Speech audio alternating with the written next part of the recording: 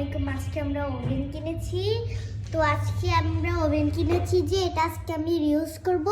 এই যে আমার ভাইয়ার সুজি, এই সুজিগুলো এখন আমি ওভেনে দিয়ে দিব। তো এখানে ওভেনটার মধ্যে সুজিটা ঢুকাবো। এবার এইভাবে অফ করব। এটা এবার দিব।